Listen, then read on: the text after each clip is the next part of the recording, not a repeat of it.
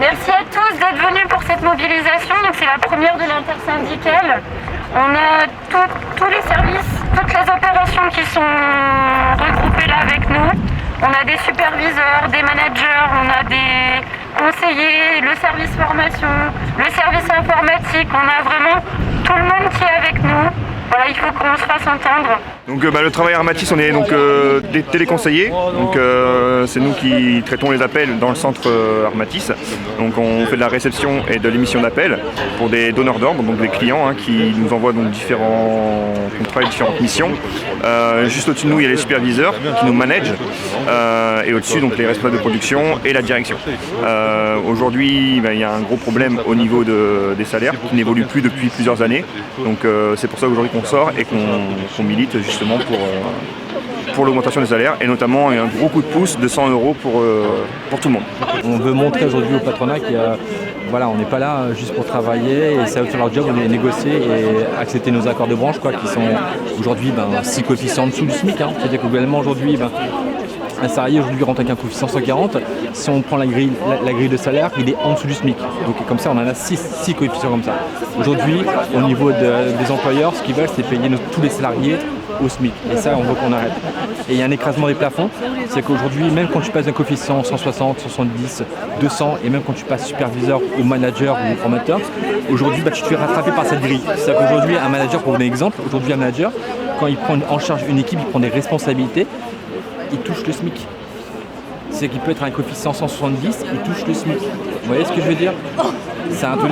Nos formateurs aujourd'hui, c'est on pousse les gens aujourd'hui à dire, au début, il y a quelques années, on disait ouais, mais si tu veux gagner de l'argent, dans ces cas-là, postule dans un poste d'encadrant. Ok, ça marche. Donc à l'époque, c'était encore valable. Aujourd'hui, un conseiller postule à un poste d'encadrant, donc il devient superviseur.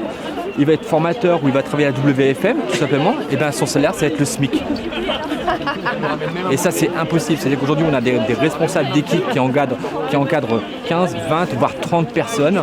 Et en face d'eux, ils ont des conseillers qui ont le même salaire. C'est-à-dire qu'aujourd'hui, l'évolution Armatis n'existe pas, tout simplement. C'est que l'évolution, que ce soit salariale ou l'envie de pouvoir faire progresser l'entreprise, ça n'existe pas. C'est qu'on ne donne pas cette possibilité-là. C'est-à-dire qu'aujourd'hui, tu postules un poste de manager, mais tu vas gagner plus ou moins que les collègues que tu as en face de toi. Donc c'est plus possible. C'est une image qui est donnée, mais aujourd'hui, sachez que quasiment 80% de notre travail, c'est du service client.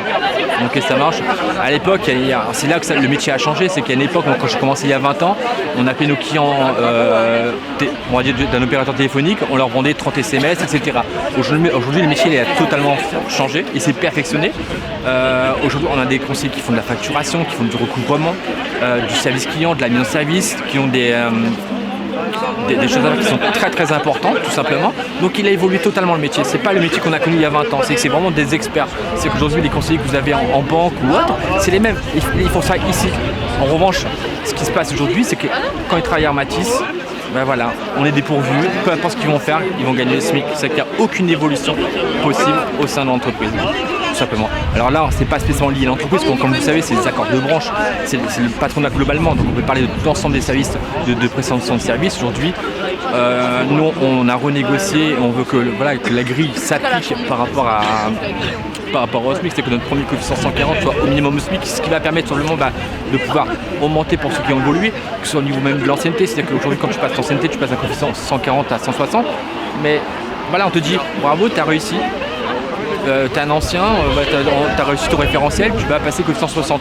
Qu'est-ce que je gagne? Rien de plus. On nous demande toujours plus, mais à côté de ça, on n'est pas payé à l'avenant.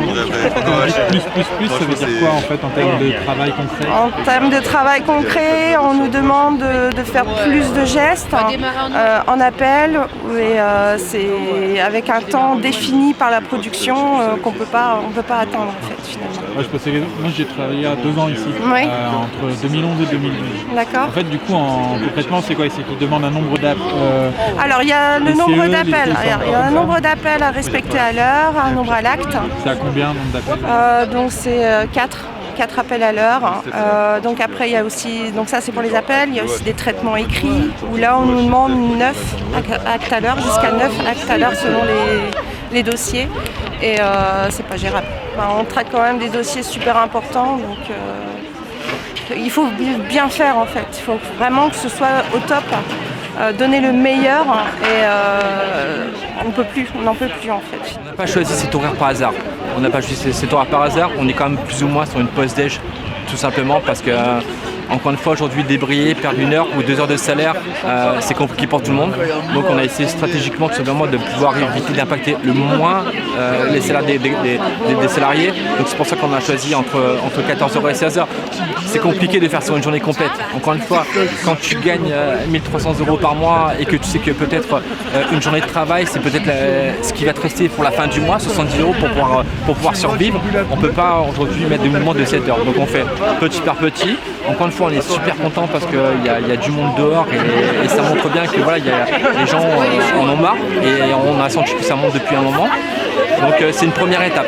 Après, l'idée, c'est de pouvoir mener d'autres actions. C'est la première, c'est 1 heure aujourd'hui.